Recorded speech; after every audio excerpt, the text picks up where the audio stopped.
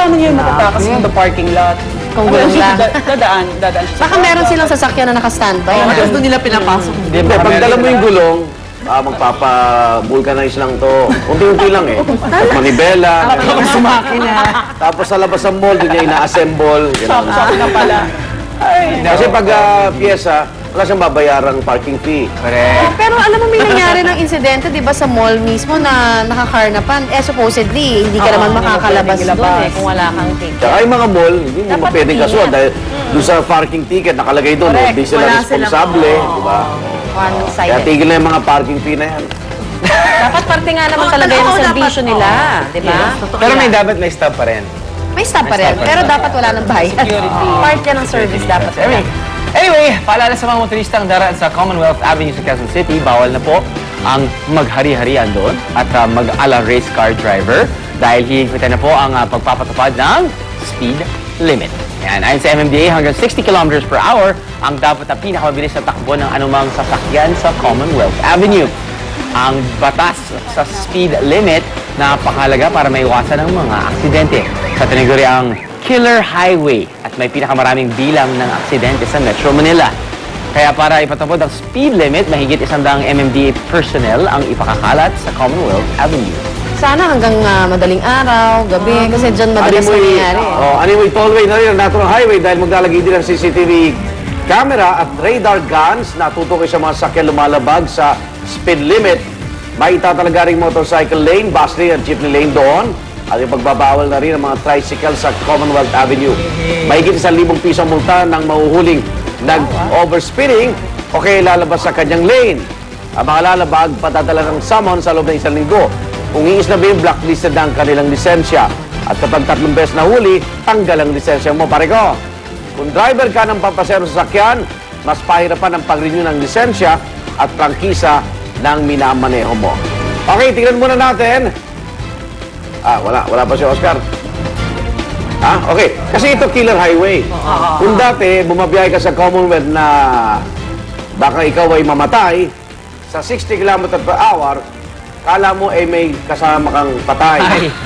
Kasi ewan ko na pag-aralan yung bilis na yan, mabagal lang 60 km per hour. Sobrang bagal. Siguro mga 80. Dito 80, dito sa EDSA natin, yung lumang speed limit talaga, 40 pa yata sa batas Oo.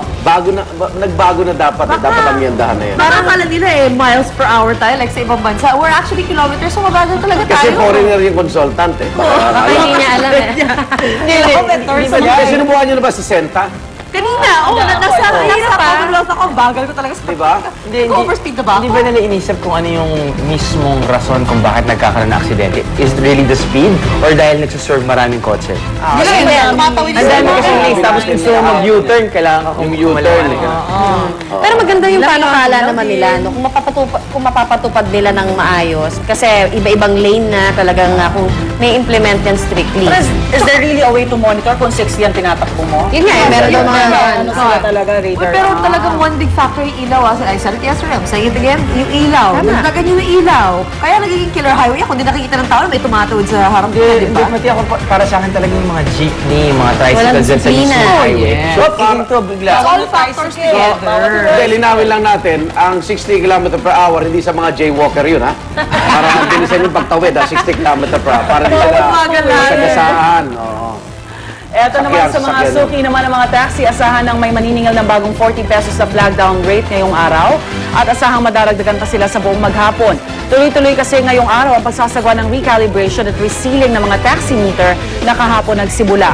Naging mainit pa nga ang ulo ng ilang taxi operator, wala raw kasing sistema sa pila para pa-franchise evaluation, assessment, at makapagbayad ng mahigit 1,000 piso para sa fare increase fees sa kada unit ng taxi sa LTFRB. Kasunod niyan, mismong recalibration at resealing naman ang pinilahan ng mga taxi. Sa kabila nito, may mga hirit pa rin ng ilang syuper na wala silang pakinabang sa dagdag singil dahil tinaasa naman ng mga operator ang kanilang boundary. Pero hindi pa rin pwedeng ikatwiran yan para mang-abuso ang mga syuper o mamilit maningil ng dagdag na tip. Kaya sa mga may sumbong sa pang-abuso ng ilang taxi driver, lalo na yung mga naniningil ng bagong rate kahit di pa recalibrated ang kanilang metro at walang resibong ibinibigay, magsumbong agad sa LTFRB hotline at sa kanilang text line. Sana hindi busy. Iniiwasan daw sila. Okay, pasahan naman natin yung mga maaksyon balita sa umagang ito sa ating Ronda Reports.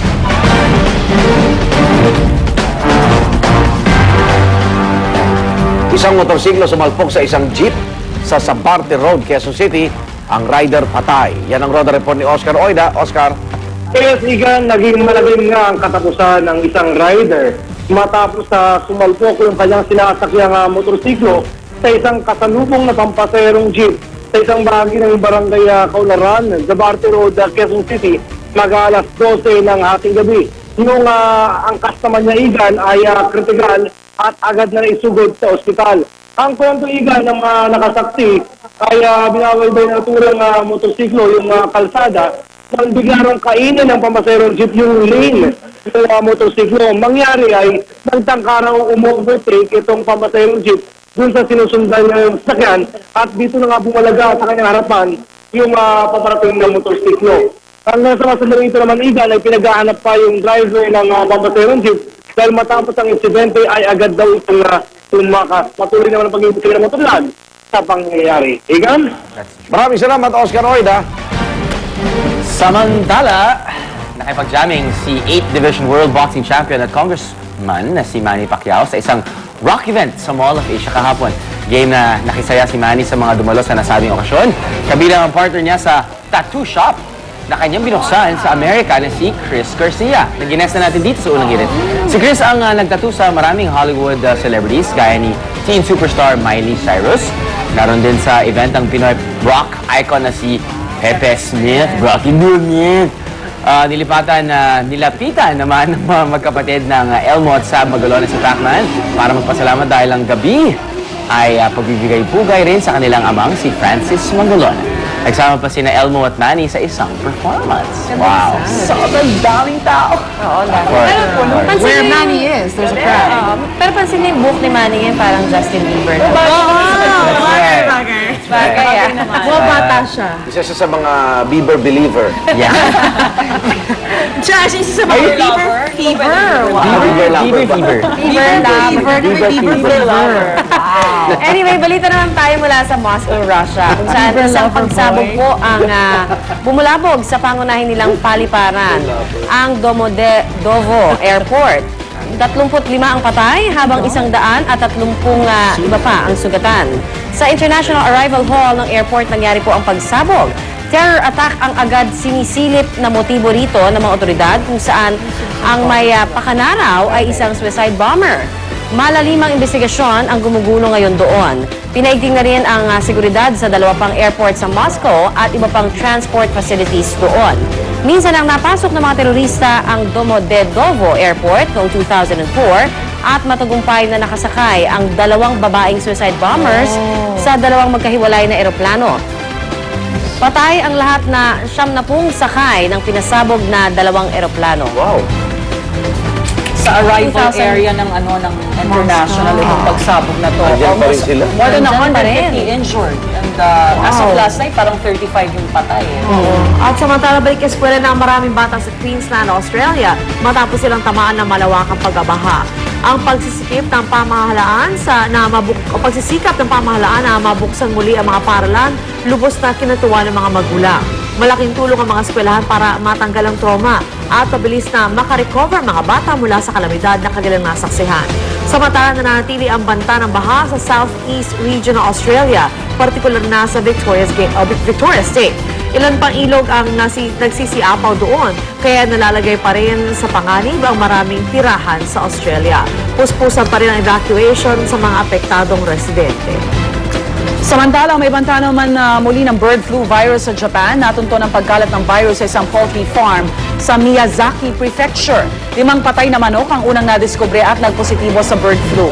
Nagpadala na ng mga eksperto ang Japanese government sa naturang poultry farm para matulungan ang local authorities sa pagmonitor at pagpigil ng contamination.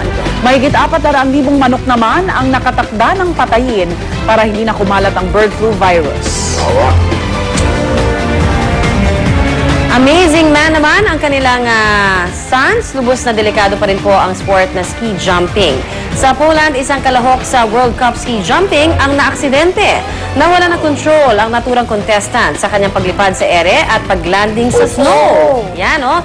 Agad naman siyang sinaklulohan. Bukod po sa mga gasgas at sugat, wala namang seryosong pinsala sa lalaki na pambato sa ski jumping ng mga taga-Poland. Bagamat hindi siya pinalad na manalo, isa ring Polish national ang nakakuha naman ng first place sa kompetisyon. Buti lang, he landed and then dun siya Umikot. nag-skid, hindi yung sa ere tapos yung bad landing. Bali-bali. Catastrophic. Pero nang nangyari. Ito pang matinding pagbagsak din, pero sa Argentina naman, isang babae ang tumalon mula sa ika-23 palapag ng isang hotel. Isang taxi ang binagsakan ng babae, pero ang nakagulat, himalang na buhay pa rin siya. Paupo raw ang posisyon ng babae nang bumagsak sa taxi. Nanawasak ang bubong at nabasag ang